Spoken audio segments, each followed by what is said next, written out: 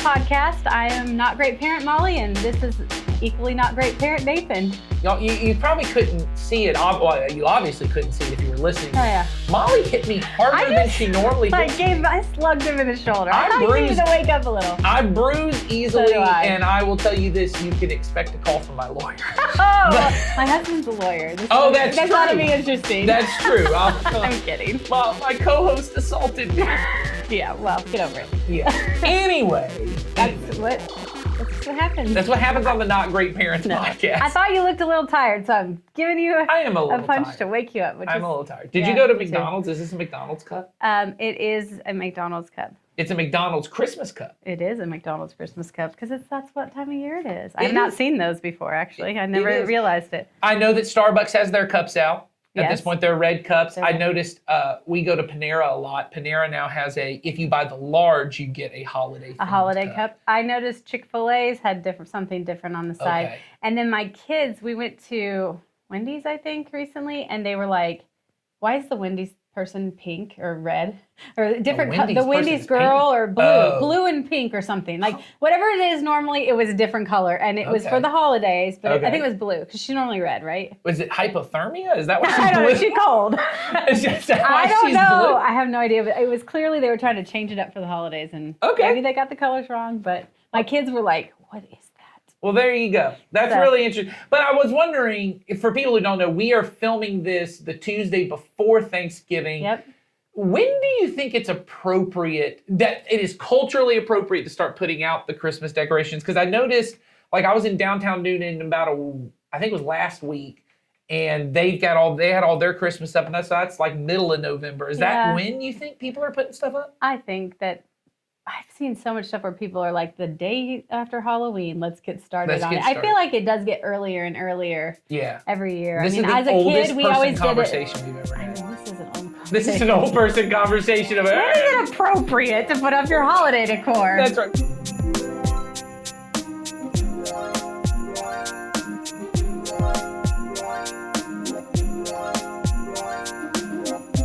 We're in a series called A Not Great Christmas. Yeah, we didn't even talk about why we're the Not Great Parent podcast. This is the first time in every episode we've ever done that we did not. Wow, we just rolled right We into just rolled right banter. into let's talk about us. Let's Let's just talk about our particular, lives. let's talk about Molly's Let's talk about cup. my Let's cup. talk about Molly's cup. Well, By the time you're seeing this, all the cups are out. So I don't know. that is true. That is true. Yeah, you're like, why are they having this boring conversation No. about all of this? But regardless, we're in a series called A Not Great Christmas. We call ourselves the Not Great Parents Yep. because we don't want to pursue the world's definition of greatness, Right. which is usually found in success and happiness, money, all these different kinds of adventures, whatever that is. Right.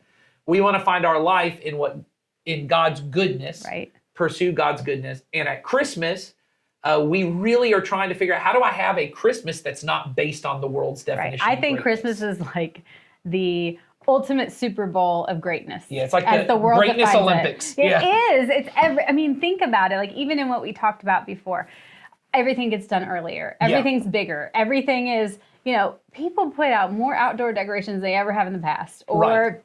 Or they put up more decorations. They have more events. They have more, more things going on than I can ever remember when I was Right. younger. Right. And it just seems like, greatness and more. Right. And this is the Olympics, I think. Yeah.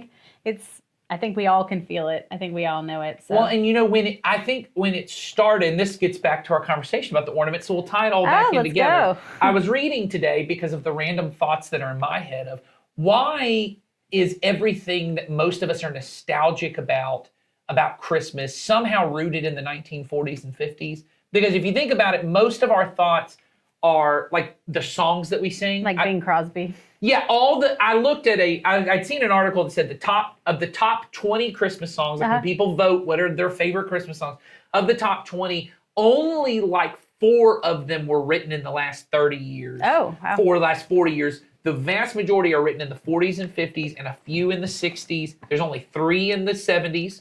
This Christmas, the Paul McCartney one no one likes, Wonderful Christmas Time. Yes.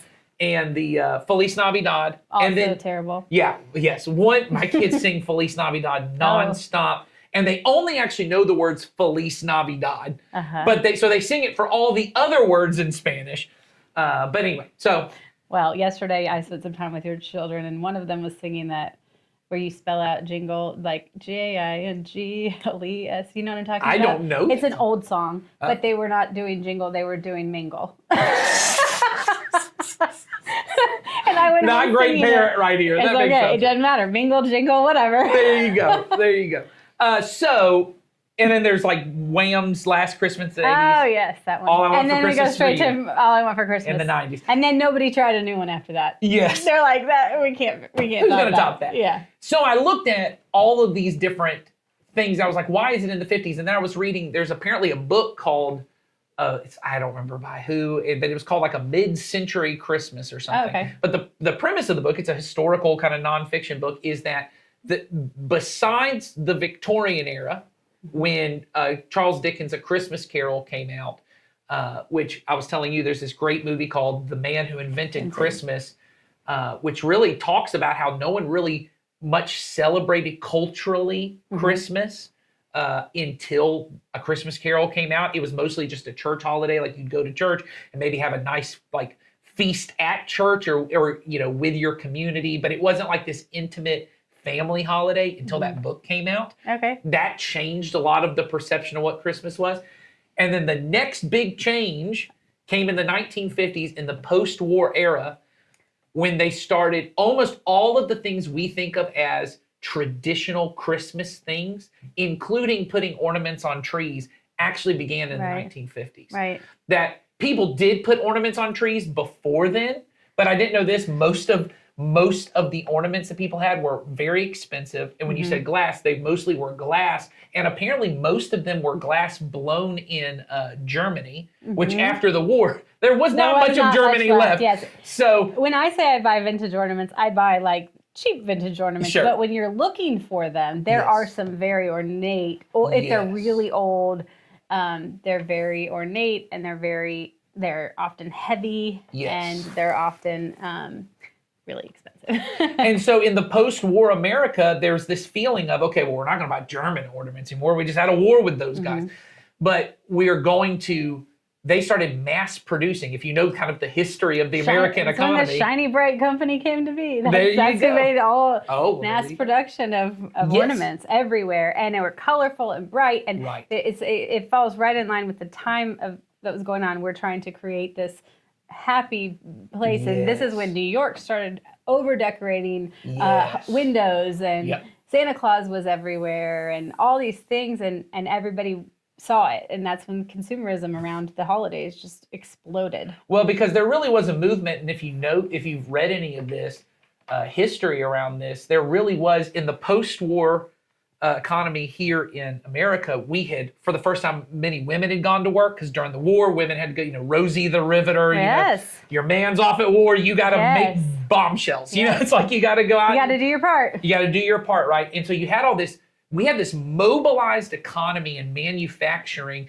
and we said, okay, well, we got to do something with that. And so if you read a lot of the history, that's when advertising really starts taking off. That's when all of these different ideas start taking off. And in fact, there's some quote, and I can't remember, someone can look it up on the internet and find it pretty easily, from a person who was developing, I think it's in the Eisenhower administration, starts developing this idea of a consumeristic economy, that you almost weaponize consumerism against them. And he said, the quote says something along the lines of that every human being needs to, or every American in particular, needs to start defining their life in consumeristic terms, and that holidays need to be defined by that. All these, your experience, the idea of every weekend you go out and shop.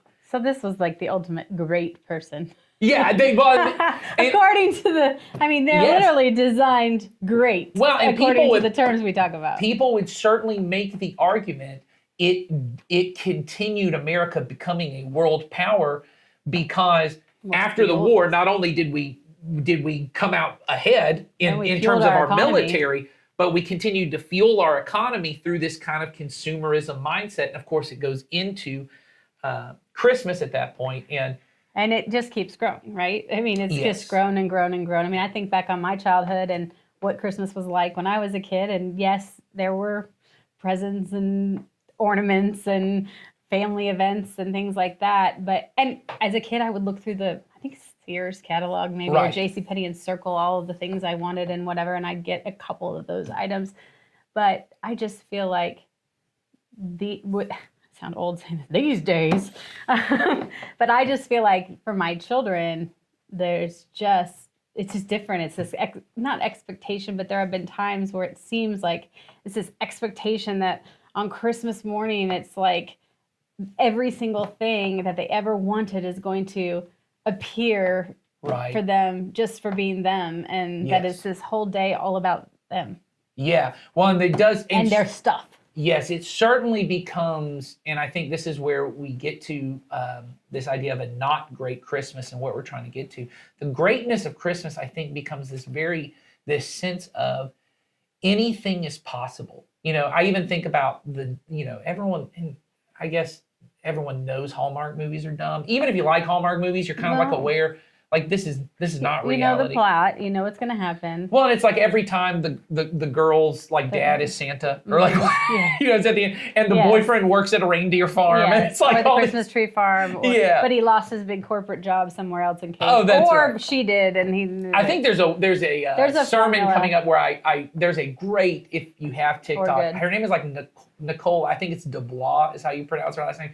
She does a whole thing about Hallmark Christmas movies, and her thing in it all the time is the woman is obviously, it's so, because she's always doing it from obviously the female perspective, and she's always, her thing is always, I hate Christmas because I'm working at my woman job. Because it's always this woman, I'm in the city, I'm in the office, I got to go back to my hometown. I got to go back to my crappy hometown, and now I'm about to go there and fall in love with somebody. Right. And I think everyone kind of is okay, that's kind of cheesy. But I think After it snows and it's perfectly Yes. decorated for a holiday. that's right. And then we're going to have this perfect moment. And I think the idea that everyone has, and this often gets said in movies like that, is anything's possible at Christmas. Yes. The magic of Christmas, man. Yes, anything is possible at Anything Christmas. is possible. And I think that idea is what most of us think a great Christmas is, if we boil it down, is I want my kids any possible gift. You can't ask for a gift that's too expensive. You can't ask for an experience that we can't do. But that goes right along with this great idea, because when we talk about the world and the greatness and the bucket list that the world has, the underlying theme of that also is anything is possible. Yes. Anything is possible if you go to more school. Anything is possible if you work harder at this, or Yes. anything is possible if you do all the right things, play all the right sports, have the right schedule, meet the right people. Like we live by that, our culture lives by that. So it makes sense that it also bleeds over into this holiday. Yeah, and I think that's where we're trying to kind of shift the focus in this series at this point is, and I think people can already tell where we're going. Don't buy any Christmas presents. Yeah, exactly. I mean, this is where we're That's trying where to we're get going, to. is that- Jesus says don't buy Christmas presents. Don't buy anything for your kids. They have enough.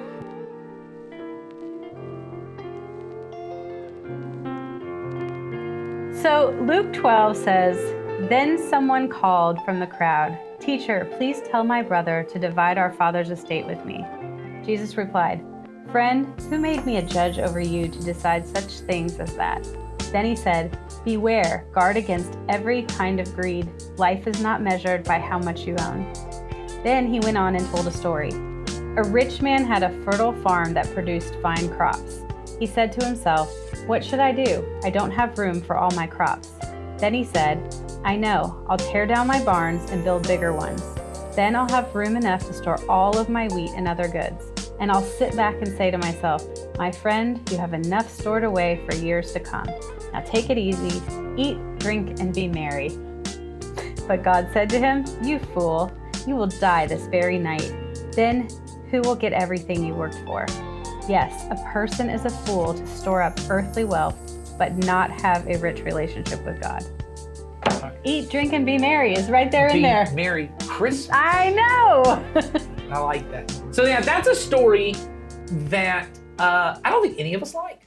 I know. I honestly, if I take it seriously, No, I don't like it. there's a lot of things I think in that conversation. So it starts with Jesus is teaching, and a guy comes to him and says, "Jesus, tell my brother that he has to divide the family estate with me. So we don't actually know whether the dad's dead at this point. I know that it feels that way to us because that's the way they did it. It's very possible that they're trying to barter out this kind of a deal before the dad even dies so that they know what's going on. But it's possible the dad's dead either way. And his main concern in this situation is how am I gonna get my share of the estate? Not even my share, but even more, right? Yes. And I know that to some of us feels, and this is the part I want to kind of bring into more modern ideas, to many of us that kind of feels like, well, one, if you've ever had any kind of family estate problems, they can be horrible. I never hear of people talking about that and saying it's a good that was a great experience when we had to divide when the we estate. had to do all of that. I mean, I have had more people talk about that to me. Yes, it was there. I will say this. One of the better experience I know is when my grandma died. My grandpa had already passed on. This is my dad's side of the family. When my grandma passed on, he had left most of his money to take care of her in her old age. And when she passed on, the siblings decided, so my dad and his sisters decided, hey, we're going to take a good chunk of this. And instead of having a bunch of who gets what and all that, we're going to take a big chunk of the money and we're going to take a big family vacation because we know that what they would have wanted most was everybody to be together. Was everyone to be together. So I thought, that's kind of an interesting thing. But regardless, most of the time, there's still a lot of squabbles that go on in those kind of issues. But often we see that, in fact, even in political terms, like when they have conversations about like estate taxes and all these kind of things. All that stuff. They always feel a little bit like rich people problems. You know what I mean? Yes, like, these are really rich people and they're trying to figure out their thing. Even the words sound estate tax. Yeah, wills, estate testament. Yeah, but and it always feels like bonus money. It feels like luxury. Like obviously it's great if you get it, but people are kind of like, well, if you don't, whatever. In their day, the idea of the estate, that was their livelihood. Right. And so much of their life was built in their lineage and who they were. And exactly. And part of that involved, what property they had or what was in all of that. Well, and in the estate was their food and yes, all of the stuff. They couldn't just run down to the store and grab whatever they needed. They had to store up things. Well, and the way that it worked for them was most of them were so incredibly poor and your job, you weren't going to college and then going and picking out the career for you. And they're like, well, you can't make money as an artist. And, all of our discussions about greatness. In there, you did what your dad did. And you took over his business when he was dead. And you got his land and you probably lived with him. If you got married, your wife came and, she lived with you and you guys figured that whole thing. So for you not to get a share in the estate, it was almost like someone took away your job. Yeah, somebody taking away your livelihood. So this is not a small matter. I think sometimes we hear it as, oh man, this is a person who's just super wealthy and they're not taking care of their stuff or they only care, they're super greedy. This guy was having a real world concern. He comes to Jesus with it. Jesus goes, why are you having this conversation with me? Honestly, I do wonder if Jesus' question is, why are you talking to me about your estate tax? I'm homeless. Yeah, right. I don't care about your estate tax. Well, and also, what qualifies me? Yeah, why are you coming to me about Because this? he says, well, who made me judge over these kind of things? And Jesus obviously saw himself as the king. Yeah. Jesus obviously cares about how you spend your money. But not the way that you think he does. Yes. It would be as if I went to a homeless guy and was like, hey, I just got my tax return. It was $14,000. Should I buy a boat? And the homeless guy's like, oh, I don't. It's a great time of year to buy a boat. Yeah. He's like. That's what he's probably thinking. And then he's just like, what? Why are you talking to me about this? So Jesus then says, don't be, how does he say it? Don't be warned or be warned. Say, you fool, that part? Or no, earlier on? Up at it's like verse 15, I think. Okay, verse 15, beware. Beware. Guard against every kind of greed. Life is not measured by how much you own. So Jesus' reply to this guy is, you just come to me. I'm teaching about the kingdom of heaven. You've come to me with this concern. And he's not saying, hey, that's an earthly concern. That's not my problem. I'm thinking about the afterlife and all that kind of stuff. What he's saying is money operates differently in my kingdom. Money operates different in every kingdom. I don't just go to China, carry my American dollars. Now they may accept it, but I may have to exchange this currency for a different kind of currency. And he's almost explaining to them, hey, what you think makes your life work in the kingdom of is not what you're measured by. Is not what he measured by. So then he tells this story and he goes to, hey, there's going to be these people, and one guy's rich, and he has this barn, right? And God has blessed him so much. He has so many crops. He decides, you know what? I need a bigger barn. I'm going to tear this one down and make more bigger barns. I'm going to tell myself that. And then the reason why is the part that you point out. He said, because eventually I just want to be able to rest. I don't want to have to keep working. Because once again, if you know anyone who is, my grandfather was a rancher. It's a lot of work. It's a lot. Anyone who has to work with their hands in that sense to get their food, the idea of being able to build up a barn so I wouldn't have to work in my old age and I would be able to take care of myself, it feels like practical wisdom and this huge blessing. And in fact, in their culture, they would have looked at a guy who had this huge barn and say he was blessed. God's blessing them. Clearly, God's blessing them. And he's got so much. He doesn't even have to now rely on God. Because he has everything he needs. And he can just sit, eat, drink, and be merry. Eat, drink, and be merry. When you hear that phrase, it's interesting because we say it all the time in our culture. I mean, if most people hear it multiple times throughout this season, and a lot of you probably have eat, drink, be merry written on something in your kitchen. Yes. Or napkins that you buy at the holiday. Little decor. And it was cute. And Hobby Lobby's probably full of it. But here's the deal. The response that God has to that immediately is, you fool. Yeah. Like that is the exact the next verse. But the next thing that it said is, and when Jesus is telling this story, is God replies to that man who said, I'm just going to eat, drink, and be merry, with, you fool. Well, and you look at this, think about the way it works in our world. I don't think it was vastly different in their world, that if someone was rich, and we often think this, anyone who's wealthy, they're probably very smart. Like they're very savvy. They figured something out that the rest of us didn't. They figured out how to make the money that they needed to make. I mean, inevitably, they've got it figured out. You're never going to have a homeless guy run for president. No, not anyone who's running for president. They got a little bit of money somewhere. Yes. It's snatched away somewhere, Yes. you know. And often that's the thing is I've run. You know, there's. I've run a successful business. I mean, yes, all that. I've run a successful business. I've figured how to do this. I have done. Yeah. Look at my barns. Look at my barns. Can't you tell how smart I am? And Jesus goes, no, you're a fool. Yeah. You think somehow building up a barn, and this is the thought the man has is, I can build up a barn, store up all this food, and then in my old age, I can eat, drink, and be merry. And what Jesus' story is, you idiot, who said you ever got to live to an old age? Right. You're such a fool. Because he says, you're going to die you die this very night. Yes, you're in your 30s, and you've got more money saved up for retirement than anyone else, and you're going to die. And you're going to... And where's all that money going to go? Where's that going to go? It's going to be something that your children are going to fight over. It's going to be something that people are going to squabble over, like this dude is right in front of me about his brother and the share of the estate. And you thought you could purchase yourself a good pleasing life.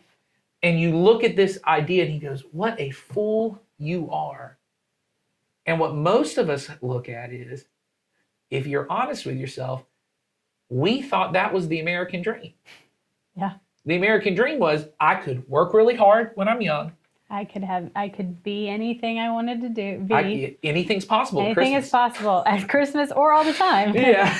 But really at Christmas. Yes. And I could build up this business or build up, my career, or build up this family, build up this great life. And then have all the things I want and more. And in the retirement, I'll just sit and relax and it'll all be taken care of for me, because that's where my wisdom is in all my wise barns that I've built up, all these wise savings I have. Look at me. I don't even have to trust God all that much. But Jesus right here says, but you're a fool to do that. Yeah, because you have this earthly wealth, yes, but you do not have a rich relationship with God. And I think we look at it and want to go, okay, I get it. This guy had all this earthly wealth. He didn't have a rich relationship with God. But I could have a lot of earthly wealth and a really rich relationship with God. How does Jesus know how rich my relationship with God is? Well, maybe because he is God. Might be. Maybe. He might have some insight there.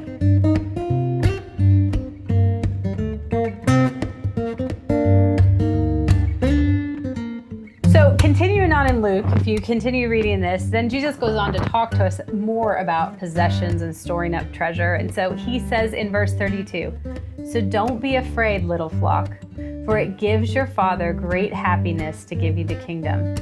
Sell your possessions and give to those in need. This will store up treasure for you in heaven.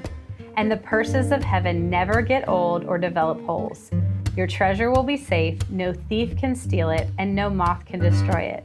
Wherever your treasure is, there the desires of your heart will also be." Now, if you've read the Gospels before, you've heard a lot of those quotes before. In fact, in between where he tells the story of the rich fool, and then the section Molly just read right there, Jesus does a different version of what's in Matthew 6, I believe, where he talks about, don't worry about what you'll eat, what you'll drink. Your Father's going to take care of that. Look at the birds, look at the flowers of the field. That's all Matthew 6 as well, but this is a different kind of version of that same teaching. And then he gets to the part that's also in Matthew 6 where he says, store up treasures in heaven, Right. not on earth.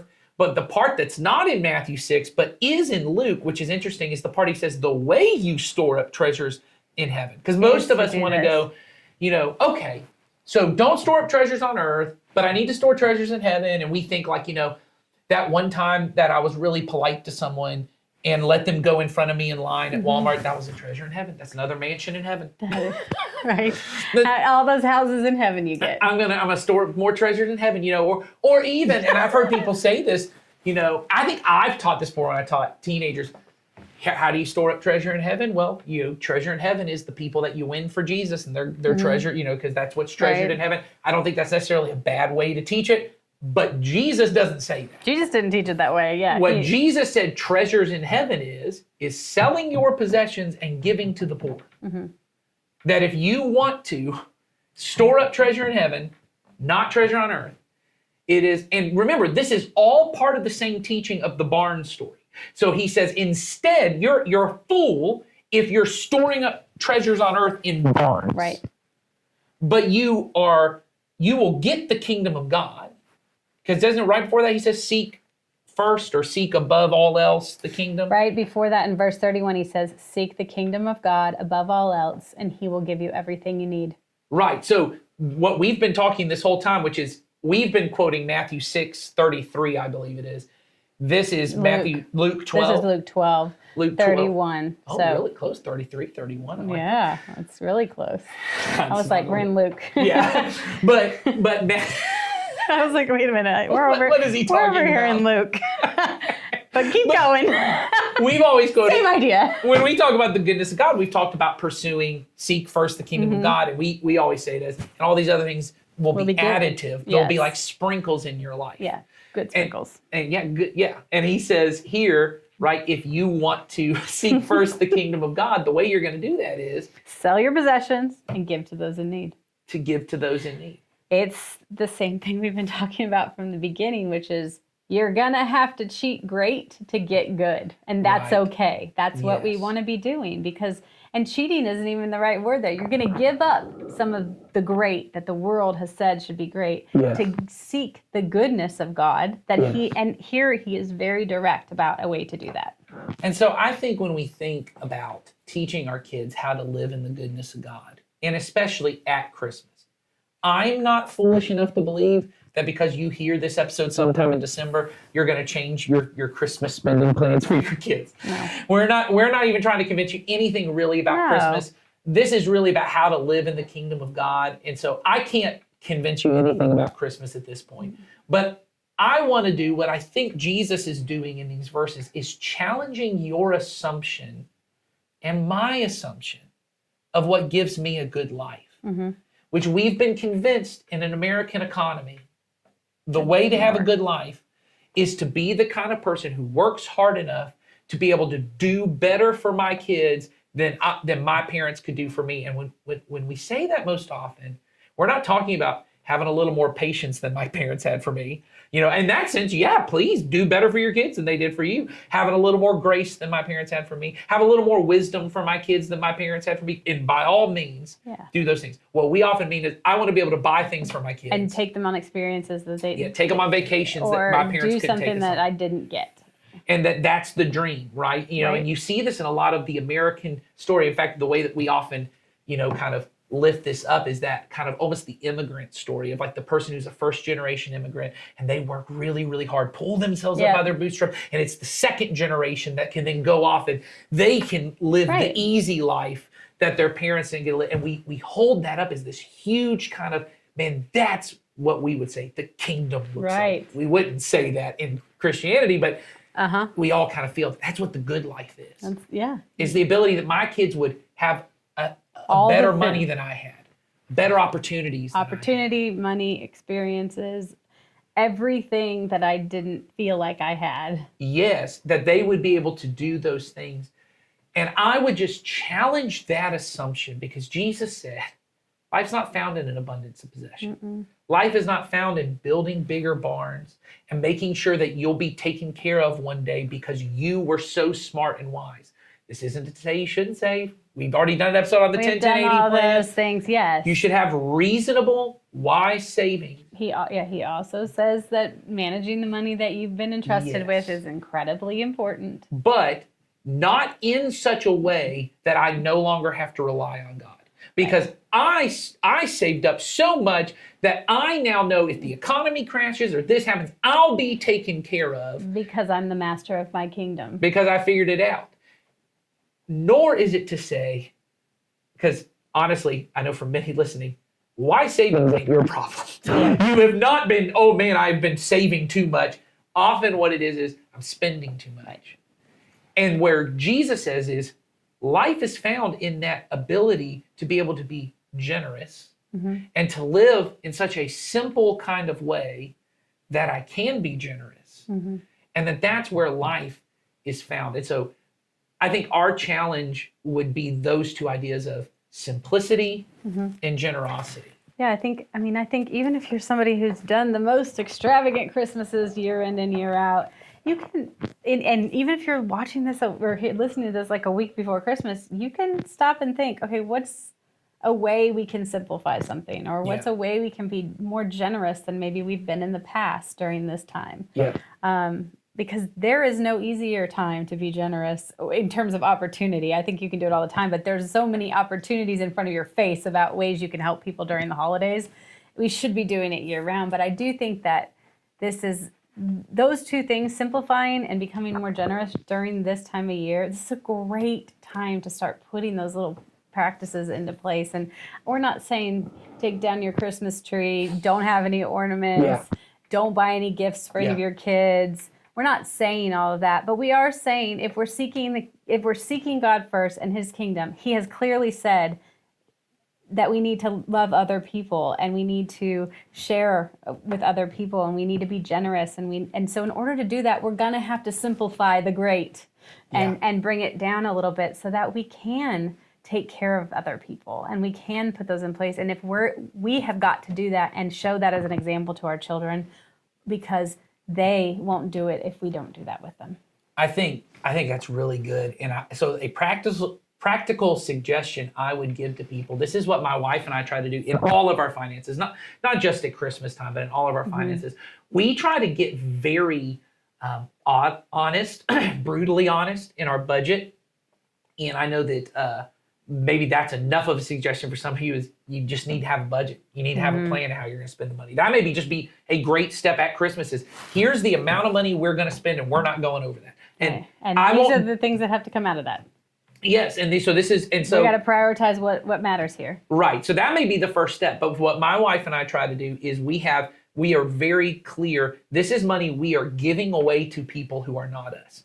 It is not generous for me to give gifts to my own kids at Christmas.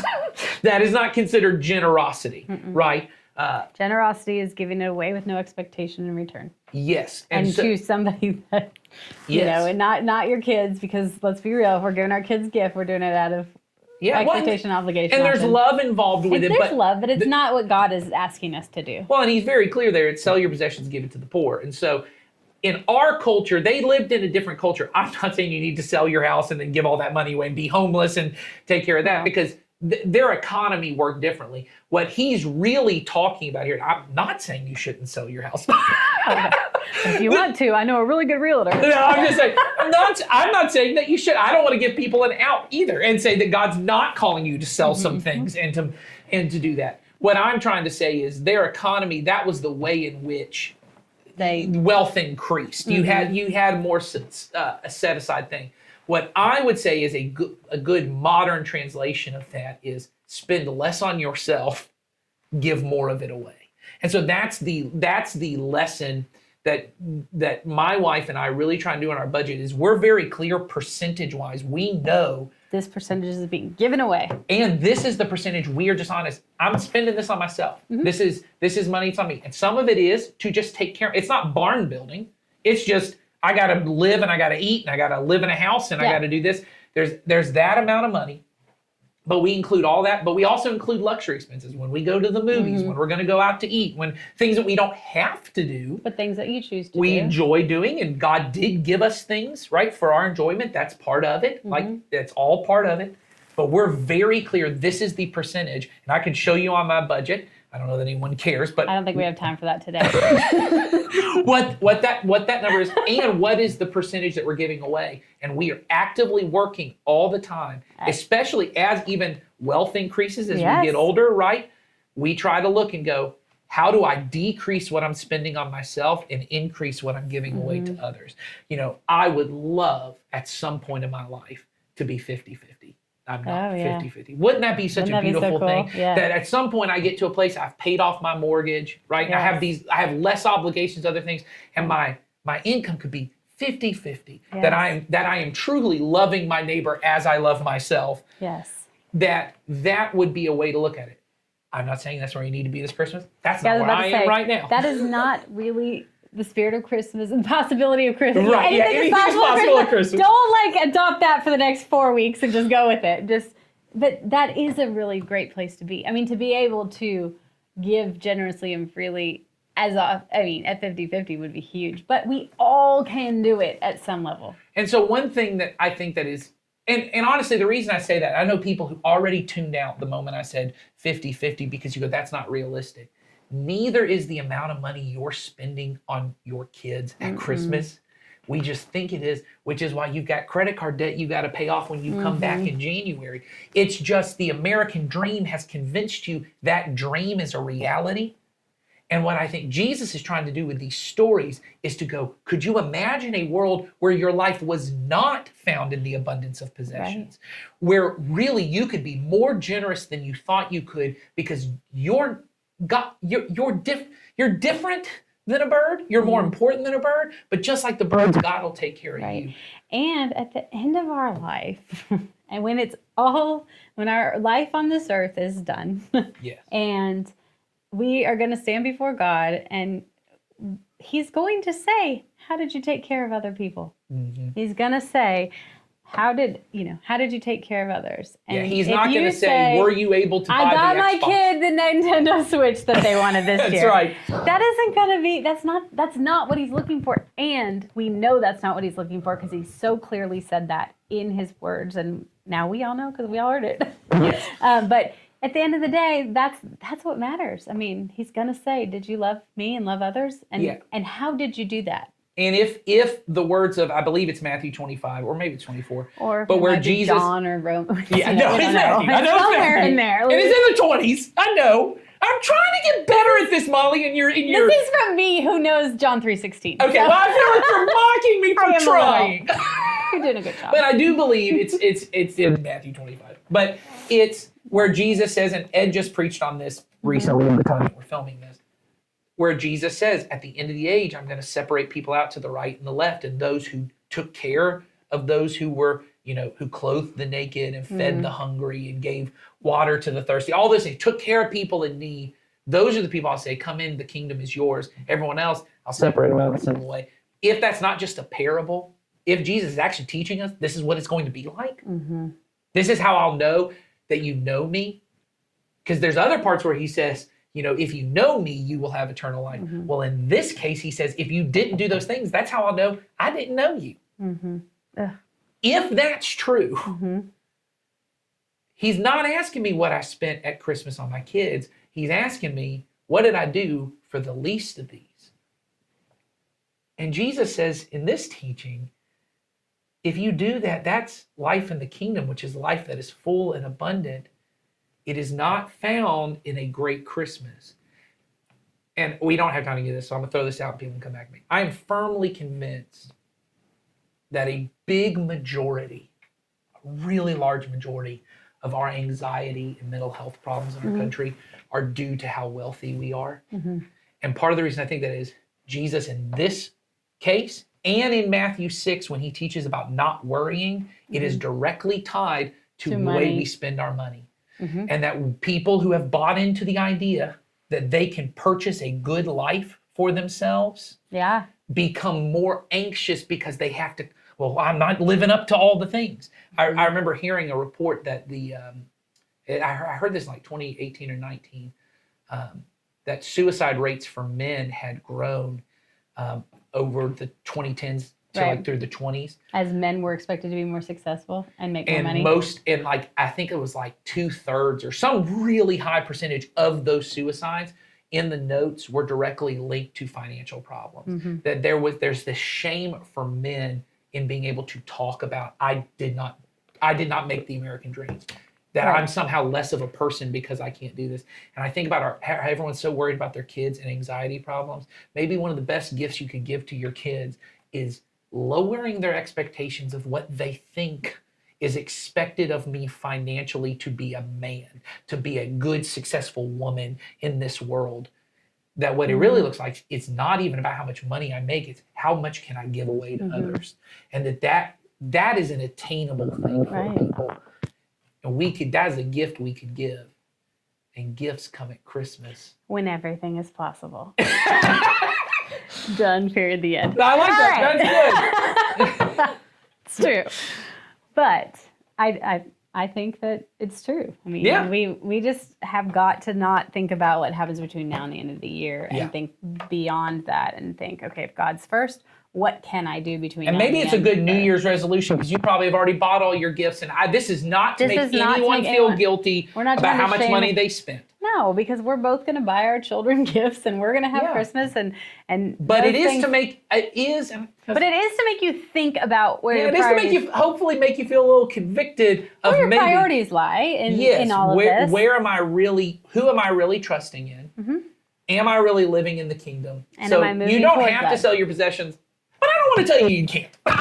Right. You might need to. You might need to, and that's okay. Yeah, we'd be proud of you if you did. So anyway, send us questions. Yes, send us questions in the notes. Tell us we're wrong. Tell us you've got other thoughts for us. Send us topics, send us questions, and we have a link in the show notes that you can directly send those over to us, and we'll address those. But have a not great day, and whatever you've got going on these holidays, I hope it's a good one. Take care.